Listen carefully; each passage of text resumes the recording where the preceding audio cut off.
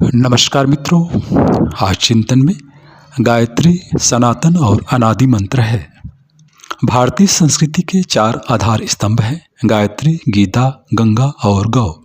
इन सब में गायत्री का स्थान सर्वप्रथम है, क्योंकि जिसने गायत्री को जान लिया उसके लिए कुछ और जानना शेष नहीं रहता।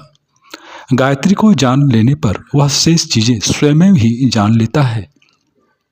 गायत्री को जान लेने पर साधक, उपासक, आराधक को भौतिक आध्यात्मिक उपलब्धियां स्वयं ही हस्तगत हो जाती हैं। अस्तु हर दृष्टि से गायत्री उपासना का महत्व असाधारण है, अद्वितीय है, अकल्पनीय है और अतुलनीय है। ब्रह्म को निर्गुण, निराकार, निर्विकार, अक्रिय, अकुरूप, अनाम, सर्वज्ञ, सर्वशक्तिमान और सर्वव्यापी कहा गया है। उसी प्रकार गायत्री भी ब्रह्म ही है। गायत्री कोई इस स्वतंत्र देवी देवता नहीं है, बल्कि गायत्री उसी निर्गुण, निराकार, अरूप, अनाम ब्रह्म का क्रियाशील रूप है, नाम है। अस्तु ब्रह्म और गायत्री दोनों एक ही है। दोनों में केवल शब्दों का अंतर है, तत्वतः दोनों एक ही हैं। निराकार रूप में गायत्री ही ब्रह्म है और साकार रूप में ब्रह्म ही गायत्री है।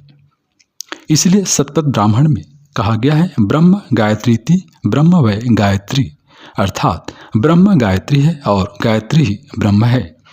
जिस प्रकार ईशावास्योपनिषद में कि प्रथम मंत्र में ईश्वर के विषय में कहा गया है कि ओम ईशावास्यमिदं सर्वं यत्किंच जगत्याम, जगत अर्थात अखिल विश्व ब्रह्मांड में जो कुछ भी जड़ चेतन स्वरूप जगत है, यह समस्त ईश्वर से व्याप्त है। उसी प्रकार छांदोग्योपनिषद में कहा गया है कि यह विश्व जो कुछ भी है वह समस्त गायत्री में है। और आगे कहते हैं कि यह गायत्री भूर्भुवस्वः, यह 3 महाव्रतियां 24 अक्षर वाली गायत्री तथा चारों वेद निसंदेह ओंकार ब्रह्म स्वरूप हैं। निर्गुण, निराकार, अरूप, अनाम, अव्यक्त ब्रह्म ही व्यक्त रूप में गायत्री है। गायत्री ही दूसरे विष्णु हैं और शंकर जी दूसरे गायत्री ही हैं। ब्रह्मा जी भी गायत्री में परायण है, क्योंकि गायत्री तीनों देवों का स्वरूप है। श्रीमद् भगवद गीता 10:35 में भगवान विष्णु कहते हैं, गायत्री छंदसाहम्, अर्थात छंदों में मैं गायत्री छंद हूँ। गायत्री मेरा ही स्वरूप है। इस प्रकार हम देखते हैं कि निर्गुण, निराकार, अरूप, अनाम, अक्रिय और अव्यक्त ब्रह्म ही साकार व व्यक्त रूप में गायत्री हैं और गायत्री सभी देवों का स्वरूप है। इसलिए यह कहा गया है कि जो गायत्री की उपासना करता है वह ब्रह्म की ही उपासना करता है, और साथ ही जो गायत्री की उपासना करता है वह सर्वदेवों की उपासना एक साथ कर लेता है। क्योंकि गायत्री सभी देवों का स्वरूप है, इसलिए गायत्री मंत्र को महामंत्र कहा गया है। गायत्री को मंत्रों का राजा कहा गया है। गायत्री को सार्वभौम मंत्र कहा गया है, क्योंकि यह सबके लिए समान रूप से लाभप्रद और उपयोगी है। गायत्री प्रत्यक्ष अद्वैत ब्रह्म की बोधिका है। गायत्री मोक्ष देने वाली परमात्मा स्वरूप और ब्रह्म तेज से युक्त शक्ति है और मंत्रों की अधिष्ठात्री है। इसलिए प्रणव, व्याहृति और गायत्री, इन तीनों से परब्रह्म की उपासना करनी चाहिए। चूंकि गायत्री सभी वेदों, उपनिषदों, पुराणों, गीता, रामायण, रामचरितमानस आदि का बीज और सार है। अस्तु जो गायत्री को जान लेता है, जो निरंतर उपासना साधना करते हुए गायत्री का साक्षात्कार कर लेता है, उसे ब्रह्मज्ञान और सभी शास्त्रों का ज्ञान भी स्वयं ही हो जाता है।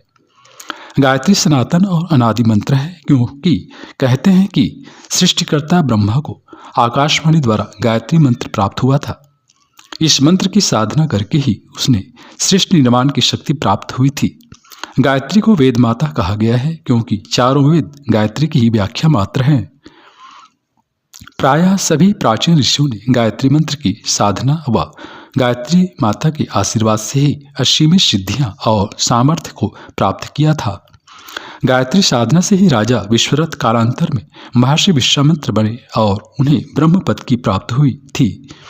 उन्होंने गायत्री साधना, गायत्री पुरस्रण के बल पर ही सृष्टि सृजन करने की शक्ति भी प्राप्त कर ली थी। आधुनिक युग में भी गायत्री के सिद्ध साधक परम पूज्य गुरुदेव पंडित श्री राम शर्मा आचार्य जी अपने हिमालयवासी सूक्ष्म शरीरधारी गुरु के संरक्षण में 24 वर्षों तक 24 लाख गायत्री मंत्र जप के 24 महापुरुषरण संपन्न करने वाले एकमात्र महायोगी हुए, जिन्होंने ब्रह्म स्वरूपा गायत्री का साक्षात्कार किया और गायत्री साधना से प्राप्त ब्रह्म बल से मानव में दिवत उदय व धरती पर स्वर्ग अवतरण का उद्घोष किया और मूढ़ मान्यताओं एवं पाखंड के कारण वर्षों से प्रतिबंधित गायत्री मंत्र की साधना को प्रतिबंध की बेड़ियों से मुक्त कर सर्वजन सुखाय, सर्वजन हिताय और सार्वभौम कल्याण की भावना से सबके लिए सुलभ कर दिया। पूज्यवर ने गायत्री महाशक्ति के संबंध में कहा कि गायत्री भूलोक की कामधेनु है, क्योंकि यह आत्मा की समस्त क्षुधा पिपाशाएं शांत करती है।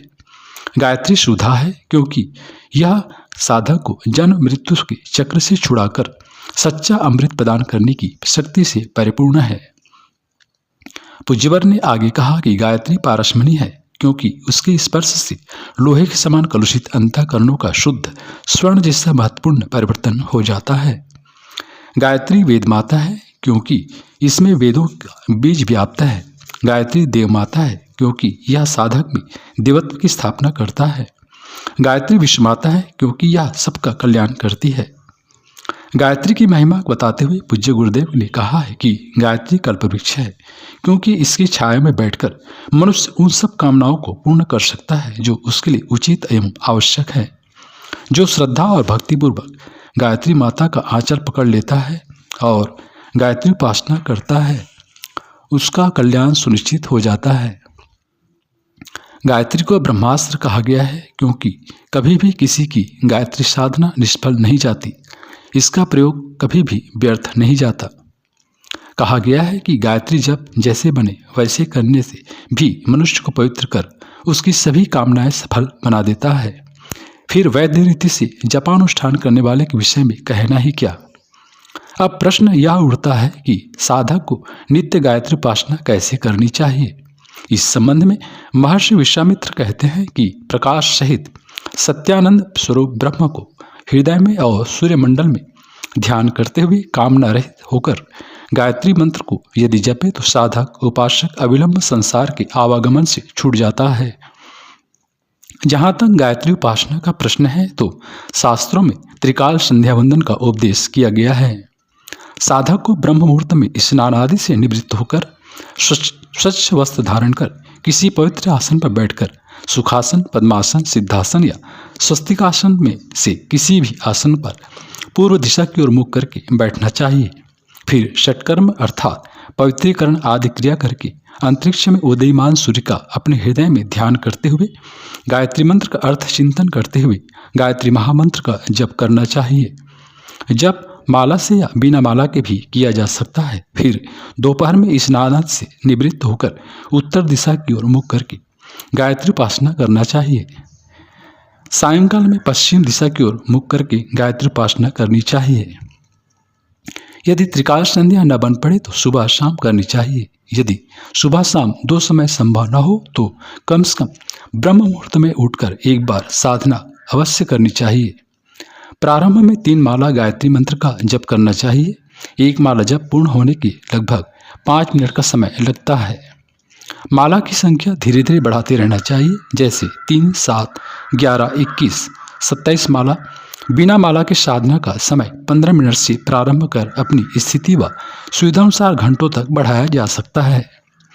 परम पूज्य गुरुदेव जैसे ब्रह्मनिष्ठ ब्रह्मज्ञानी गायत्री महाविद्या के मर्मज्ञ गुरु से गायत्री मंत्र की दीक्षा लेकर गायत्री उपासना करने से उपासना शीघ्र फलीभूत होती है। और हाँ, उपासना के साथ साधना और आराधना का क्रम भी चलते रहना चाहिए। उपासना में हम ब्रह्म का ध्यान करते हुए ब्रह्म के पास होते हैं। उपासना में उपासक उपास्य के पास होता है। वही साधना का अर्थ संयम है। साधक के जीवन में संयम होना चाहिए, इंद्रिय संयम होना चाहिए। साधक को सात्विक आहार ग्रहण करना चाहिए।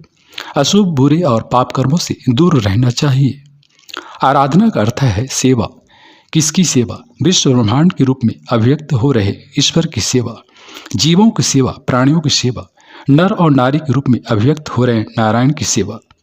इस प्रकार उपासना, साधना, आराधना के त्रिवेणी संगम में नित्य स्नान करते रहने से साधक को वह सब कुछ प्राप्त हो जाता है जो बड़ी बड़ी कष्ट साध्य साधनों से भी प्राप्त नहीं हो पाता।